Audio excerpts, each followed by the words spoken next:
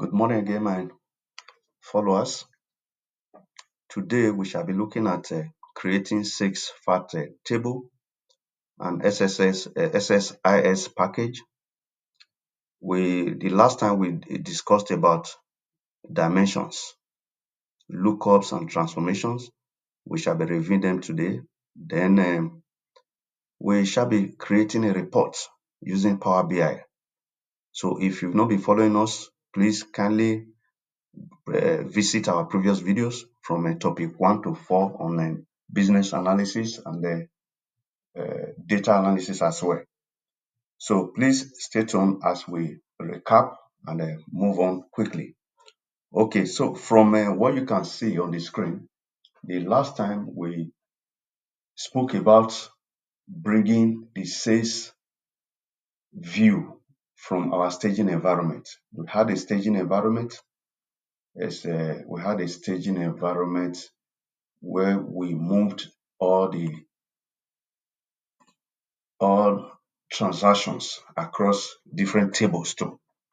So this is the staging environment. From there, we're able to create views for some report or some tables that we realize that we cannot get their data from one source. We have to run a view across both to get them. So this fact table, this sales fact view is what we are trying to replicate or try to bring to the SSI package to create the sales fact table. Because in analyzing a report, you need the dimension against the sales. Just as you can see from this screen here, the requirement, the end user wants to see sales by territory. So what it says, for you to analyze sales, for it to make a meaning, you need to know the customer that purchased the item. You want to know the dimension or the territory it was purchased from, the currency that was used, and others, the product that was purchased. So that is what is giving us exactly what you are seeing on the screen. The dimension, you can see the currency is here, the customer is here, the product that they want to buy, the territory from where they are buying it are here. So in summary, all these things, all these dimensions that we are seeing, their representatives will be in this sales fact table. That is exactly what we are trying to get today. So as you can see on the screen too, we said we will be engaging in data transformation. Derived columns will come up. We are going to use lookup, then create fact table. The Power BI reporting will come and then we'll publish. So this is exactly what we shall be looking at today. And don't forget, we had there's a data model that we created that we are following. If you equally look at it, we've been able to create dim currency, dim customer, like you can see. We put them from various sources. The product, we created it. So the main one, the territory, we created it. What is remaining now is this fact table. That is exactly what we are trying to create. We have done the rest in the past. So let's just move on and get to the root of it today. So thank you. Hold on, and as we navigate the journey together. So we've been able to bring the view from here. You can see this is coming from the staging. This is the view for the sales fact table. Now we have a derived class which was not in the fact table. We have that class. The name of the field is SalesAmount, and what forms the SalesAmount is the order, quantity, and the unit price. As you can see here, we derived this class. This very feed. Then from the product, what is of interest to us is the product ID. We have the product key. This is unique to this very dimension, but the product ID is what we are trying to map with the sales fact table. So that is exactly what we'll be doing for the rest. So let's look at what we can do for customer. a lookup for customer. We can duplicate this. If I click here, copy and paste, duplicate this for customer. Sorry.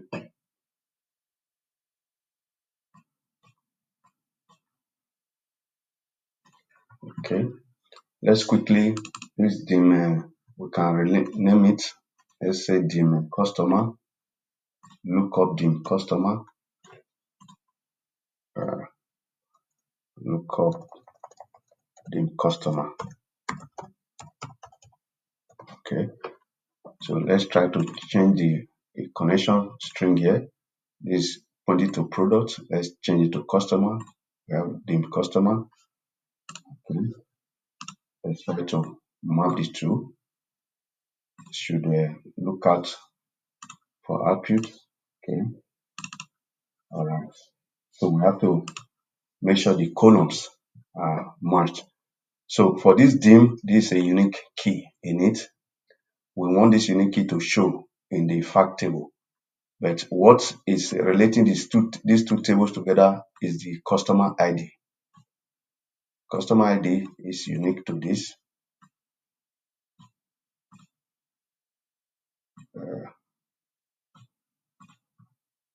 Okay. Okay, customer ID to customer ID. All right. This customer ID, this is the unique item on this dimension table. It will enable us to know which customer that purchased it from the sales table. So this is how we are going to do the rest. Let's quickly move on. I can rearrange this. Can rearrange this quickly. We have another lookup. Let's look at another lookup. We have product, we have customer. Let's look at, okay, we shall be looking at the currency, or we look at the territory. So let's duplicate this for Control C. Let's duplicate this for currency. Let's rename this dim lookup dim currency.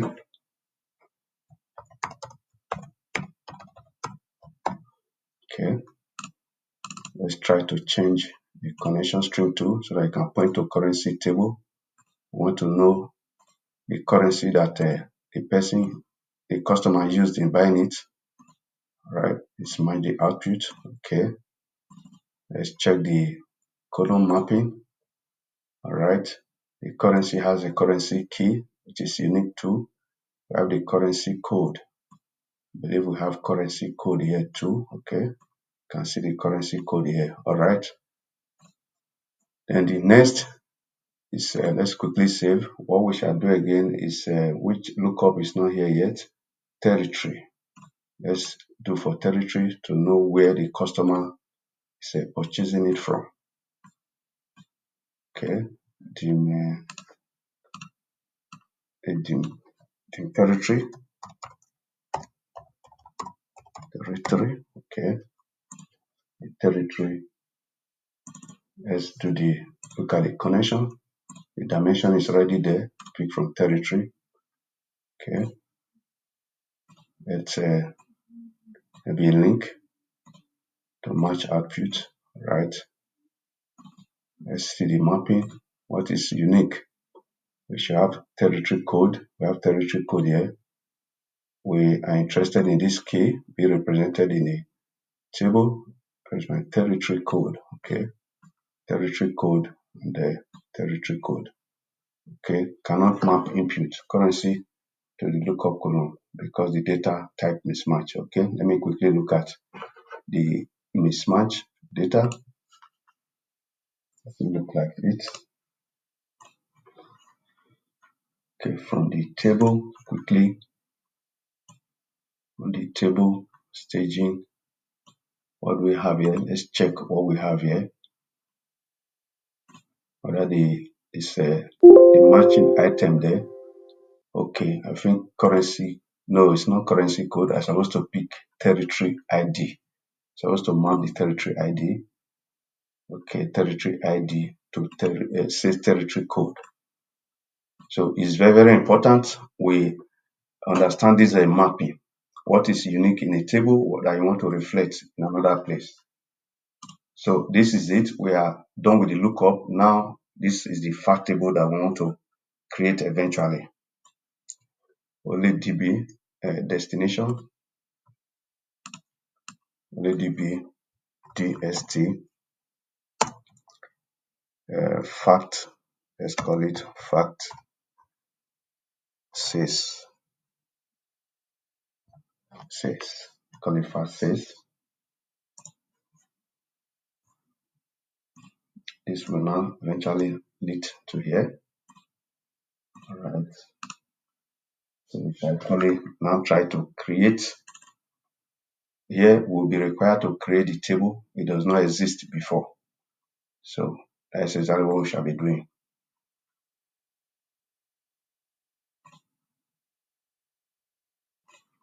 So let's say some of the feeds, some feeds will not be required here because we already have for instance, this customer ID, you don't need them because we have the representative already, which is this product customer key. All these keys are very, very relevant here. So let's remove some feeds that will not be required. This says order, says persons. We will not be needing all these things. Says order ID. We don't need these ones because they have representatives already.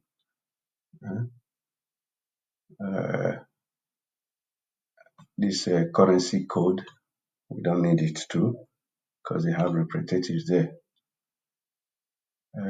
Even this territory ID, we see this. We make sure as much as possible what we have here, they are integers. We don't need they are integers. We try to remove all the text or any back characters here. So at the end of the day, this is how the table we want to create will stand. All those identifying feeds from dimension and the rest, like the customer ID, the product ID, we remove them because they have representatives here. So this is how we are going to leave it. Let's try to create and see if it will be created. Let's go to the database. Okay, before I create them, I just quickly change this one to fact because we have the schema there already. So let's create and see if we are there. Let's check the database. This is where it's supposed to be created in. Check the table. Okay, you can see it's here. So this we have created the fact that the dimensions will be running against. All right, nothing inside yet. So we have to pick it here. All right, it's already picked. So we okay it. This is where we end the fact table. So if you have plenty dimensions, this is exactly the step you will take to bring all of them together. So the next is for us to run it and see whether data will be migrated there. Then from there, we'll now go to the report straight. So if everything is well, it's expected to run smoothly. Otherwise, there may be some challenges that can be resolved together. Okay, you can see it as from the origin, which is the view for sales far from the staging, it was able to move about 60,000 rows. The same continues. So it has run successfully. Let's look at the fact table to see if we have a detail here. So you can see, yes, this is what we're expecting. So this is where our report will now take effect from. So what we need to do is to, according to is to now go to where we can download. Let me just see how we can download this.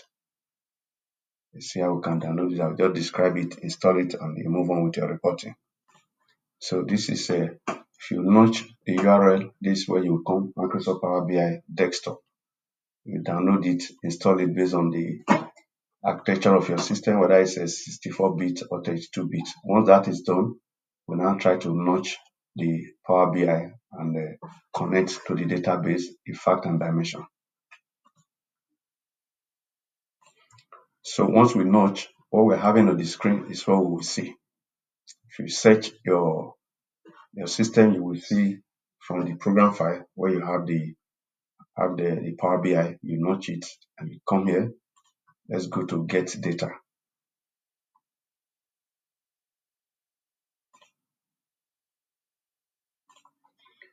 So once you notch that, you click get data. It takes you to this place where you are seeing on the screen. The next thing depends on your data source. We are using SQL Server database. Let's try to connect.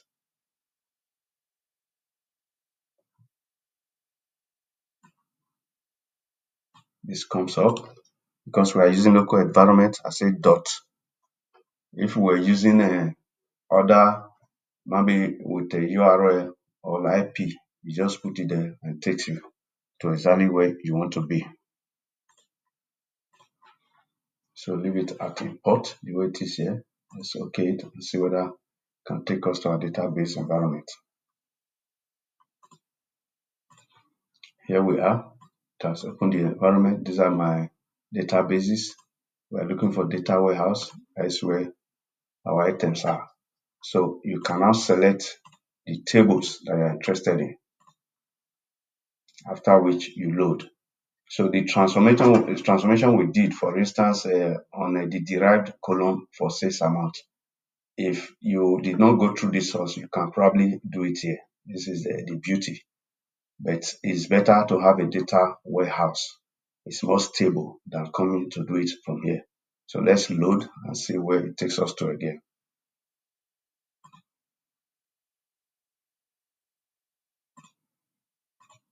You can see it's loading. It's trying to load from there. It's trying to load. Let's wait a bit. So it has loaded successfully. You can see the dimension and the fact table here. If you collapse them, if you expand them, you will see all the fields that are there.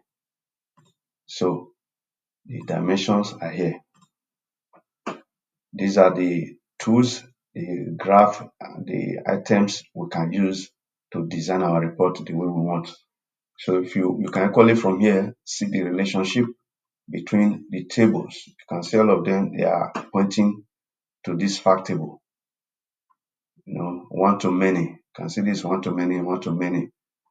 So this is exactly how the table structure is, and this is where we design the report. So we'll start by saying now, let's look at if we want to use a bar chart, for instance. This is a chart, any of them, we can use any of them. Can decide to use this. Okay, decide to use this. So this is a bar chart that we picked here. Let's see, like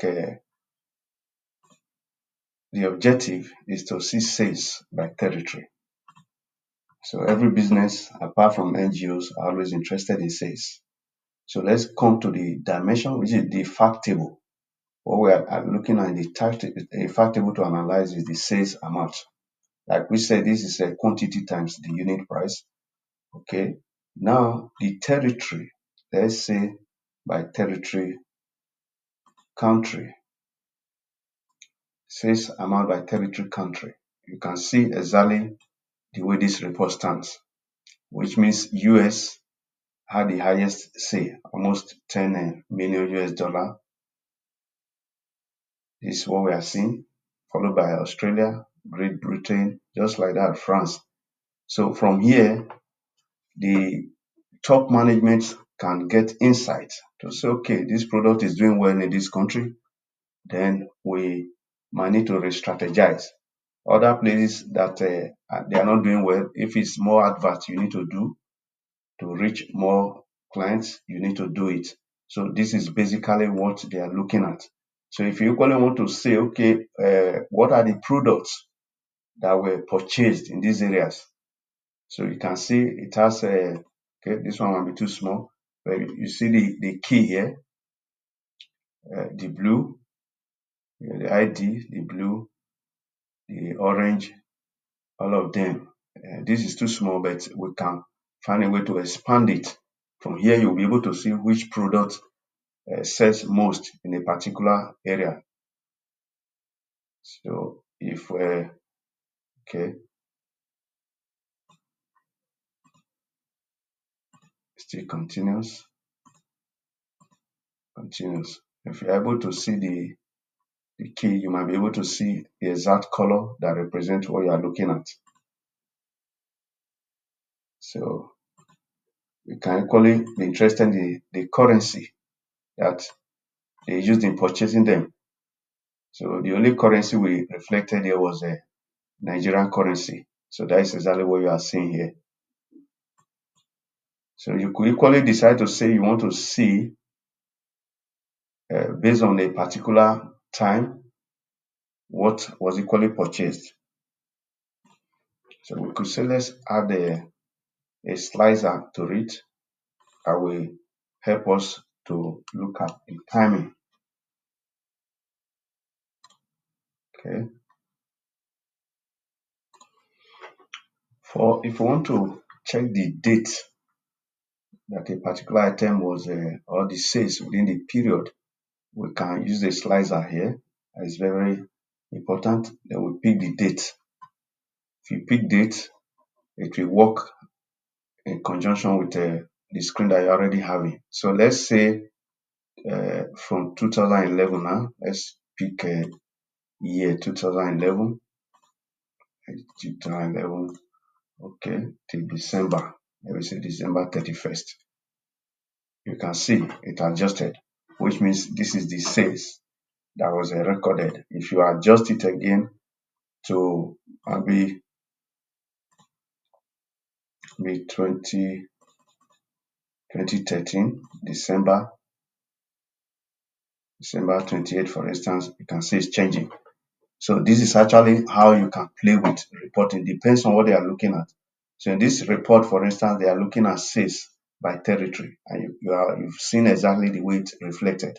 So they can equally be looking at the product that was purchased, and you can use any of the diagrams here, any of the tool here, reporting tool to visualize exactly what the management wants to see.